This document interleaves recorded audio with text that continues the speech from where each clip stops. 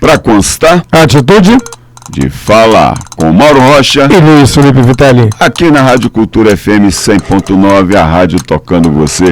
Fala aí, Mauro, qual é que é esse visitante aqui, entrevistado? Ele é produtor cultural, ele é roteirista e ele é fotógrafo. Tá dando a letra então do cara, né? E a capivara também. Só para começar. Então, estamos aqui com o Teodoro. Quem é Teodoro? Eu sou nascido no Distrito Federal, sou nascido em Brasília. Nasci e me criei aqui e morei a minha vida inteira aqui, amo minha cidade e faço cultura, faço a minha cultura, faço ações culturais, produzo shows, exposições, filmes. Já começou bem quando falou, né? Faço ações culturais e não entretenimento, né? Tô aqui na provocação. Mas aonde? Nasceu aqui no Distrito Federal onde? Nasci, na verdade, meu pai veio do Rio e... Da onde do Rio? Da Glória. Pô, logo da Glória, ali em frente ao aterro do Flamengo. Eu sou de Seropédica. Aí nós viemos e fomos morar na 109 Sul, de frente pro Beirute. Caramba! E passei 20 anos da minha vida lá. E não encontrou Nicolas Bé atravessando o Eixão? Nicolas é um amigo querido, de muitos anos. Olha Nicolas só. É um amigo querido, é um poeta querido nessa cidade, graças a Deus. E encontrar o Nicolas a gente vai no viveiro, né? Isso. Estamos lá. Que legal, amigo cara. Querido. E na 109? Na 109. 109 era no caldeirão, na fervura mesmo, cultural de Brasília, propriamente dito, né? Não se tem outra referência a não ser depois, né? Isso, e ali a gente fazia, né, movimentava a cena e muito esporte também lá. Então os títulos dos campeonatos cariocas brasileiros eram todos comemorados lá, a Copa do Mundo, aquela época e tal, e a efervescência cultural lá era muito forte mesmo. Olha que maravilha. E aí, Mauro? É contigo a bola agora. Bom, pelo que ele falou aí, né, ele literalmente nasceu no caldeirão da cultura de Brasília, que foi muito tempo, Beirute aí, até hoje, mas claro que em outro momento muito mais forte do que hoje. E de repente é aí que você começa a ver essa questão cultural. É nesse caminho que você vai, ou você teve um outro caminho até chegar nela? O que acontece é que a gente precisava à época, de trabalhar, né, de ter um ofício, de se sustentar e tal. E aí eu fiz concurso para a Polícia Civil do Distrito Federal e entrei para a polícia muito novo, eu tinha 22 anos. E, enfim, aposentei com 53, e aí depois que eu aposentei, eu voltei para a cultura. Eu fazia algumas ações na polícia, mas bem esparçadas. Lá é um pouco complexo, né, de a gente mexer com isso, mas depois que eu aposentei, não. Aí abrimos uma produtora e vamos para frente, vamos para cima e vamos fazer a cultura. E como é que dá esse processo da produção? Dentro aqui de Brasília, recurso, como é que se dá essa construção? O recurso para a cultura aqui em Brasília, ele é meio complexo, assim. O que acontece? Nós não temos equipamentos públicos em todas as regiões administrativas. Então, quando você vai fazer uma ação cultural, quando você faz aqui para o centro da cidade, é mais simples, você encontra mais apoio, você encontra mais pessoas para te ajudar. À medida que você vai chegando nos bairros, nas regiões administrativas, por exemplo, eu estava com um colega lá em Vicente Pires, e a ideia era fazer uma exposição de arte sobre as fantasias de carnaval da escola de samba de Vicente Pires. Eles não têm lá nenhum equipamento público de cultura, nem cinema, nem teatro, nem um espaço cultural, eles não têm. Mas nada. A organização urbana de Vicente é meio complicada, né? Como ela surge, né? Então não se pensou nos aparelhos públicos, inclusive nas pensadas, organizadas, planejadas, entre aspas, né? que de um determinado tempo começou mais a organizar o que era invasão, né, que é o termo que usa bonitinho para favela. Aí depois inventaram outro termo de baixo IDH, que deixa de ser baixo IDH, que eu falo de Planaltina, onde era o baixo IDH, hoje é o centro econômico de Planaltina, que é a Vila Buritis. E aí não se pensou nessa questão dos aparelhos. E é muito legal e pertinente você tocar nesse assunto do fazer cultural, né? E chegar para poder realmente socializar essa produção na quebrada. A gente está falando daqui da quebrada porque o nosso foco é exatamente as pontas. E aí como é que se dá? Como você já tem um impedimento, né? Estava falando de Vicente Pires, de não ter área específica destinada a aparelhos públicos de cultura. Como é que se dá isso? Que a gente ainda vai voltar, né, nessa questão sobre o que há. O que tem acontecido é a própria comunidade ali, que ela se organiza, os próprios artistas locais se organizam e ocupam os espaços, porque a arte tem isso. A arte não tem fronteira, não adianta você querer parar, que ela não vai parar. Então os próprios artistas locais de Ceilândia, de Samambaia, do São Sebastião, eles estão se organizando e abrindo aquele espaço. Quando o Estado entende que não tem mais volta, que aquele local lá não tem mais volta, ele costuma apoiar. Mas isso tem demorado. Isso tinha que ser uma política pública de abrir espaço, enfim, de ter um local para que as pessoas façam sua arte. E antes de eu passar a bola para o Mauro, a gente esteve como delegado na 2ª Conferência Nacional de Cultura, né, e por incrível que pareça, eu por Planaltina, Toninho de Souza e Luiz Alves por Sobradinho. Aí rolou a ideia porque a gente estava com uma necessidade exatamente de espaços de público de cultura e fizemos 2 moções, né? Uma para os complexos culturais, tá? E outra para o Ecomuseu do Cerrado. Essa não teve adesão nenhuma. Já dos complexos, tanto é que ela foi a nível nacional e aprovada pela plenária nacional, né? E que deveria a cada... se não me engano, Estado, municípios e Distrito Federal com população acima de 50 mil tem que ter um complexo cultural. Planaltina foi o primeiro, 2018 inaugurado, também por força dessa fala sua, a comunidade. Já tinha uma reivindicação antiga da Casa de Cultura, ela não foi desativada, que até o artigo 250 da Lei Orgânica do DF impede isso, para que haja o fim de um espaço público cultural. Tem que ter uma consulta, o crivo de um Conselho Regional de Cultura local e ter um outro pronto para substituir aquele. Então, a permanência é constante. E Samambaia, que também foi a comunidade, que foi a luta, da forma como você falou, com o Sarau Complexo, não sei se o Mauro participou, e certamente deve ter participado, que foi ao longo de... foi quase na mesma data, ao longo de uns 8 anos de Sarau Complexo para conseguir o terreno e conseguir a construção. Mas, na realidade, é só a fala que todas RA tem que ter seu aparelho público de cultura. Por quê? Vou dar um exemplo do FAC para ser realizado, onde é que se realiza? Exatamente. Né? Então passa a bola para o Mauro e você vai dar essa resposta depois aí para gente. Não, pode dar a resposta agora. Então pronto, passou a bola para ti, Teodoro. O FAC, ele é um importantíssimo instrumento de financiamento aqui para o Distrito Federal, inclusive está com as inscrições abertas, enfim. E o que acontece, como é que ele é realizado? Hoje a maioria dos eventos, principalmente musicais de Brasília, ele é feito em tendas. Então, dentro do projeto do FAC, você tem que colocar uma tenda.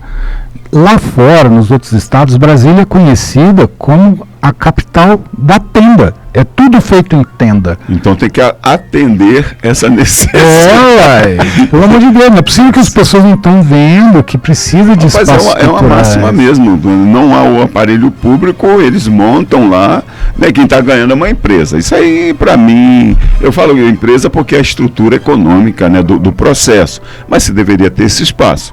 Dando continuidade à fala aí. É muito necessário que você tenha esse espaço, principalmente na quebrada. Outro dia desse eu estava vendo uma entrevista de um especialista em segurança pública lá de Medellín, da Colômbia. E um dos pontos onde você consegue prevenir a criminalidade é exatamente a cultura. Então é muito necessário que se tenha isso, sabe? E as pessoas não estão vendo. E aí o repórter perguntou a ele como é que eles descobriram isso. Eu falei, mas nós descobrimos aqui no Brasil. Exatamente. Vocês só não colocaram para frente, lá nós colocamos para frente. Então, o que nós precisamos? Verdade. Nós precisamos do governo dar diretrizes, que a diretriz da cultura é dada pelo Estado em todo lugar do mundo. Nós precisamos do apoio do empresariado. O empresariado tem que comprar essa ideia, não de entretenimento, mas de manter a cultura local. Cultura, a identidade, né? A identidade das pessoas e daí para o artista ter a condição de fazer a sua arte na sua casa, no seu lugar. Então nós temos aí locais bem icônicos em Brasília, como Planaltino, como Ceilândia, como São Sebastião, que eles são extremamente diferentes, sabe? O que as pessoas fazem são extremamente diferentes, então precisa isso ser respeitado.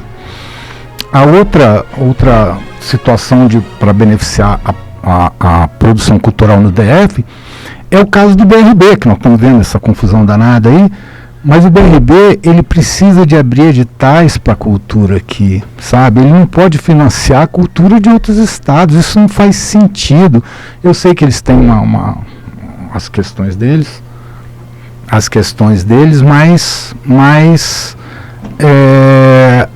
por exemplo, o Banco de Desenvolvimento do Nordeste, ele faz editais exclusivos para o Nordeste. O Banco de Desenvolvimento do Extremo Sul do Brasil faz editais para o Sul do Brasil. O BRB não faz edital e patrocina cultura de outros estados. Também é uma outra coisa. Eu, como artista visual lá no Nordeste, eu fiz pelo Banco do Nordeste, que tinha galeria e tinha os editais abertos. É isso. E aqui não. Aqui é o que ele poderia patrocinar através das leis de isenção, né? Por fora também, mas através das leis de isenção, ele patrocina de outros estados. Eu, antes de passar a bola para o Mauro aí, voltando a Medellín, que foi praticamente zerou com toda aquela violência, e aí essa pergunta, é a terceira vez que eu já ouço, quando fazem a pergunta, não, foram vocês que nos ensinaram, o brasileiro, pontos de cultura, inclusive está indo para a 6ª Teia Nacional de Pontos de Cultura, isso é lá a partir de 2005, na realidade, né? E eles abraçaram a causa e chegaram praticamente ao zero na violência. E aí dando um sentimento de pertencimento exatamente ao local, né? É contigo, Mauro. Essa questão do BRB, né, e de Brasília, nada contra trazer gente de fora, muito pelo contrário. São artistas também, claro que eles vão visitar os outros estados. Mas acho que o que peca aqui em Brasília, primeiro que é a capital federal, que não tem uma feira literária de responsa, que seja realmente referência, né, para início de conversa, pelo menos para mim, no meu lado aqui de literatura. E, como você falou, e esses incentivos que o próprio comércio aqui, ou não, o próprio empresário, ele vê de uma forma, ou jogaram de uma forma tão assim, que ele não investe porque ele acha que não vale a pena.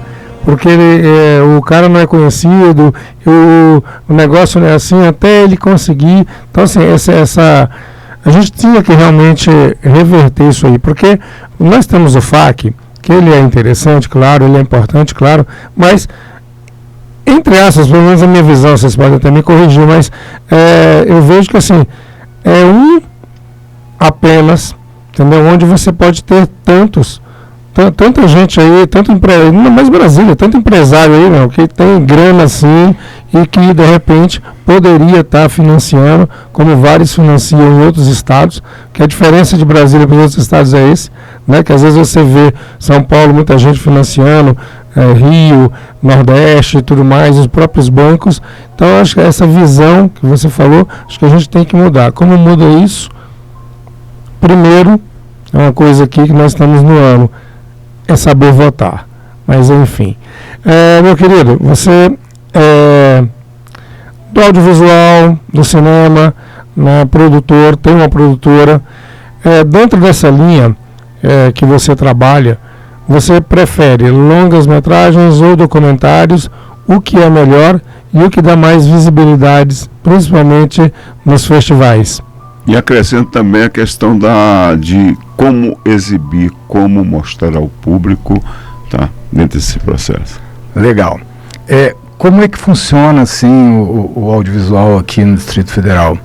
Nós precisamos de ir para fora para a gente ter sucesso. Não dá para fazer só em Brasília. Agora que se está tendo uma estrutura aqui, e nós temos excelentes diretores, excelentes equipes de filmagem. As filmagens estão sendo feitas aqui em Brasília. Eu anteontem estava no CONIC, estava lá fervilhando de um filme que estava sendo filmado lá, muito legal, mas tudo isso tem que ir para fora. Eles não fazem aqui. Nós estamos agora nos unindo, a nossa produtora Plural, com a Articulado Produções, e a Articulado faz a distribuição dos filmes. Então, essa é um caminho que a gente vai ter doravante. Eles estão se especializando em distribuição, porque aqui não tem distribuição em Brasília. Então você até filma, vai lá, faz, e eu prefiro fazer documentário, né? Eu acho que o documentário ele guarda a memória, então eu prefiro fazer documentário, mas eu acho a ficção também maravilhosa, adoro os filmes, adoro cinema, adoro filme, mas eu prefiro fazer documentário. O último que nós fizemos, por acaso não foi um documentário, foi um vídeo arte, né, que é o Cine Sarau Plural, que o Mauro está com a gente, está nesse filme, mas eu ainda prefiro fazer documentário. O documentário ele guarda a memória da cidade. E falando em documentário, além desse, quais que você já fez, qual que você já produziu, que está aí rodando e onde a gente encontra? Eu dirigi um filme só, um pequeno documentário que chama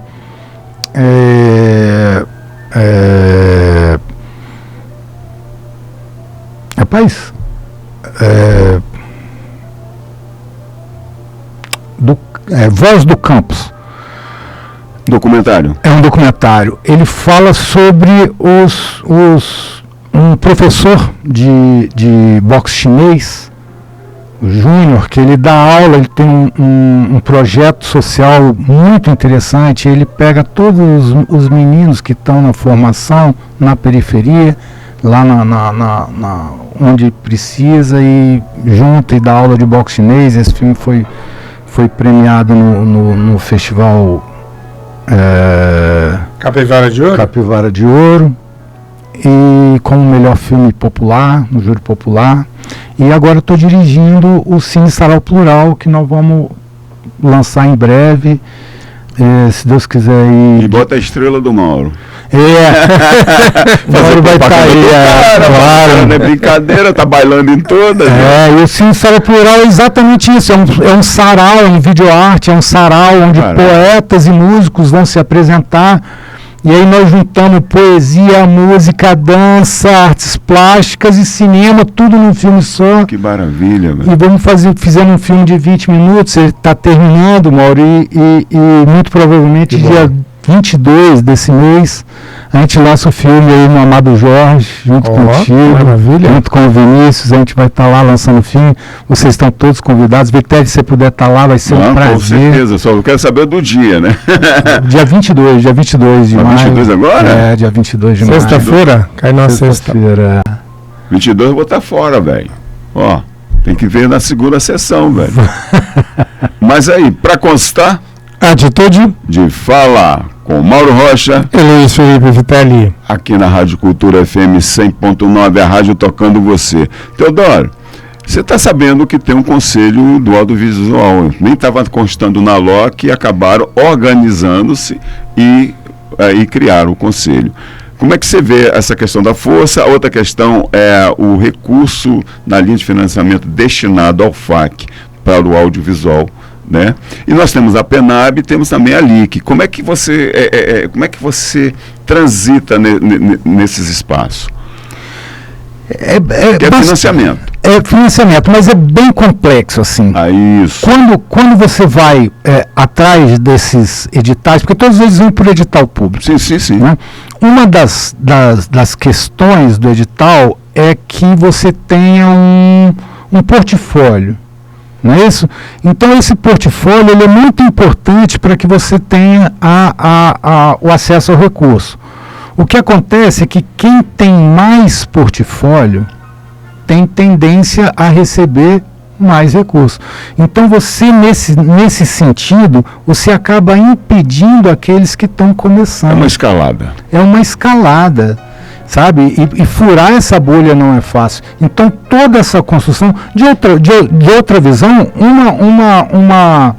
um critério tem que ser tomado. Então eles tomaram esse critério, se está certo ou está errado, aí cabe exatamente ao conselho, o debate, levar o conhecimento das pessoas que fazem cinema para ver o que é melhor. Tem-se priorizado a ideia do mercantilismo do cinema, de fazer cinema para o mercado, sabe? É importante, é muito importante, isso gera renda e tal, mas o dinheiro é público. A gente podia separar um pouquinho ali para quem está no início, para fazer, para que quem já está de pé já pode andar com as próprias pernas. Quem está engatinhando, tem que ter os empurrões.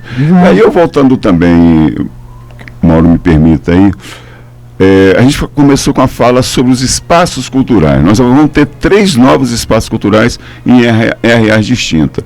Porque você também na sua fala falou muito bem no respeito à cultura local, à identidade e especificidade de cada RA. São distintas, né? Nós teremos Varjão, Paranoá e São Sebastião com o Céu da Cultura, financiado pelo MIC.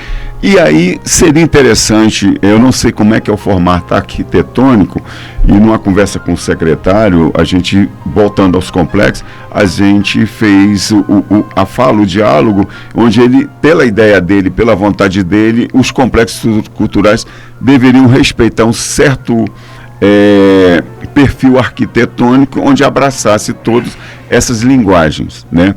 Porque se você for em Planaltina, no Complexo Cultural, que foi uma luta danada, a gente tem uma questão de acústica fora do comum, é péssima, né? Então eu do teatro já é difícil para eu poder chegar no Gogó, tá falando, como já me apresentei lá. A outra questão é uma sala também para a questão do cinema, do audiovisual, que tem que ter, como tem que ter galeria. Porque quando a gente reivindicou, eram 3 teatros, né, de porte diferente. Lá são só 2 apenas, o de Arena e um italiano vitoriano. E uma galeria de arte e sala de multiuso. Com esse céu da cultura que estão vindo aí, a necessidade de se ter a sala de projeção, tá?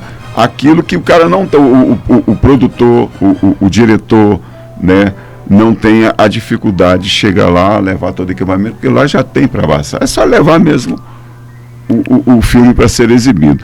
Porque a gente sente na quebrada a necessidade, né, estava até um projeto aí do circo a céu aberto, né, cinema a céu aberto, circo não, um cinema a céu aberto, que a gente viu o público, cara.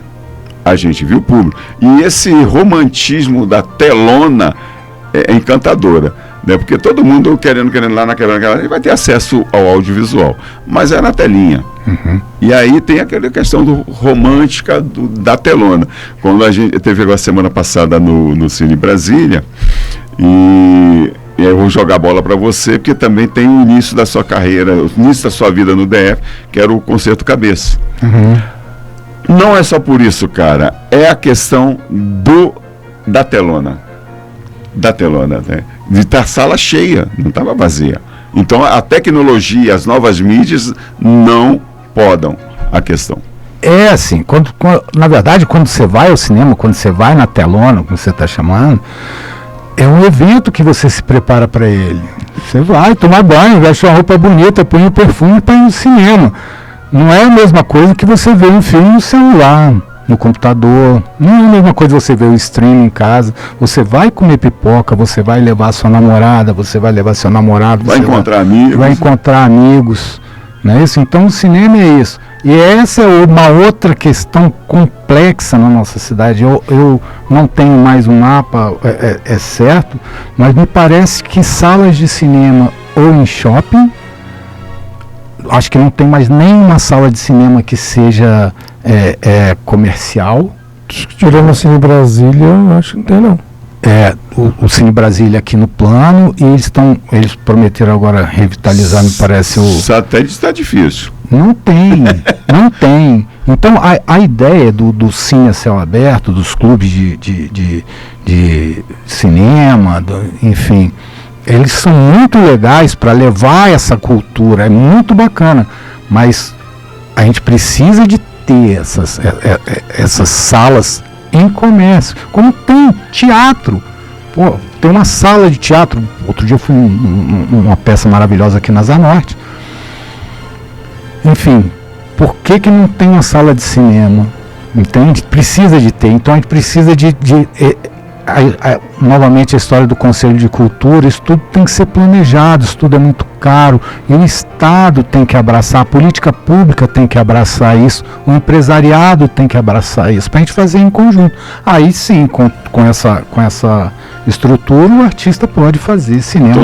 Então se faz necessária a questão desses novos aparelhos, então, principalmente nesses 3 citados, que pelo Ministério da Cultura, por enquanto em comunidade de baixo DH. Então, por isso essas 3 que eu citei, que já vão ter... então, é necessário também, nesse complexo, né, arquitetônico, ter uma sala de cinema. Okay. E eles costumam fazer, quando vem o projeto vem pronto, eu não vi o projeto, mas eles costumam fazer muito parecido uns com os outros, que é bom e é ruim. Quando é muito parecido, você economiza na hora de fazer, porque você já tem ali o projeto, já tem o espaço, já sabe quanto é que vai gastar, mas ele não respeita a identidade local. Então a gente precisa de adaptar isso para a realidade, o pessoal que vai estar ali na área vai ter que adaptar para a realidade local ali, e, cara, sala de cinema ela tem que ter. Tem que ter, além da questão arquitetônica, né, que se respeita exatamente para, como você acabou de falar, dessa necessidade.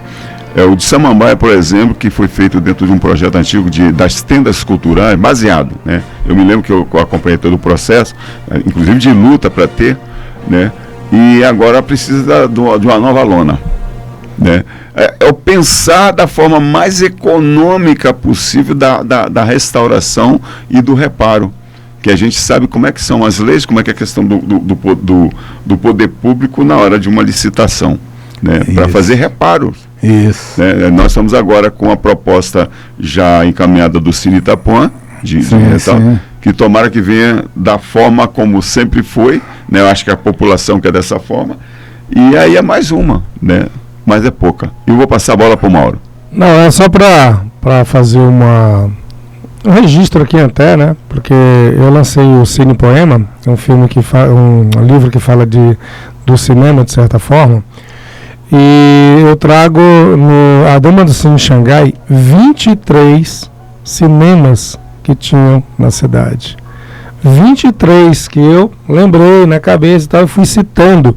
Cine Amazonas, Cine Rex, Cine Teatro Taguatinga, Miguel Nabor, Cine Márcia, Cine Carim, Dois Candangos, Especial, Teatro Brasília, Cine Alvorada, São Francisco, Lara, Paranoá, Teatro Cultura, Atlântida, Itapuã, Astor, Bandeirante, Venâncio Júnior, Badia Lu, Cine Drive, Cine Hits, que aí a gente depois comenta, Teatro Cultura, enfim, só para você ter ideia, Brasília encada literalmente, eu acho que só o Cruzeiro na época que eu não teve, nunca teve, mas por exemplo, eu morava no Guará, tinha um Cine Guará. Tinha.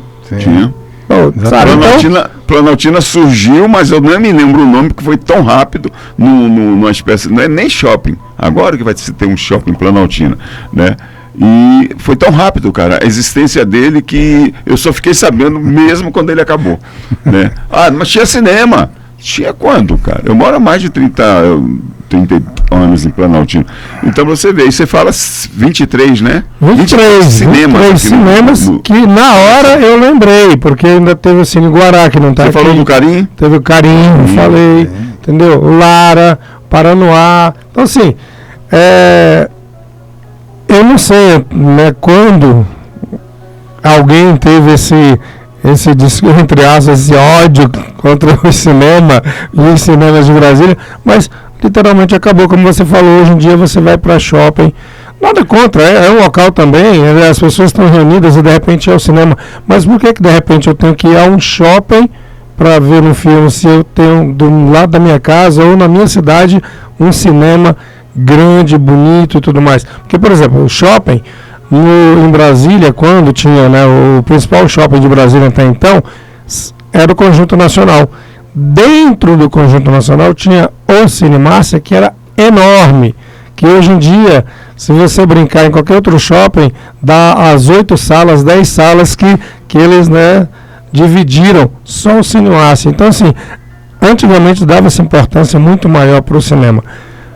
E eu espero que o Itapuã volte, eu espero que outra coisa aconteça também, que o cinema brasileiro passe mais tempo, porque às vezes ele ganha prêmio, só que ele passa uma semana, você não consegue nem ver, enquanto o estrangeiro, né, os outros países, passa um mês, 2 meses, hoje em dia nem tanto por causa dos streams, né, passa também uma semana e vai para a tela de stream, é horrível, mas enfim, eu acho que essa questão de ter o cinema, de a gente ter, porque na Asa Sul tinha o Carim, da 110, e o Cine Brasília, acho tinha que São Francisco também, não sei se era só o... Tinha o Cine São Francisco. Tinha o Cine São Francisco também.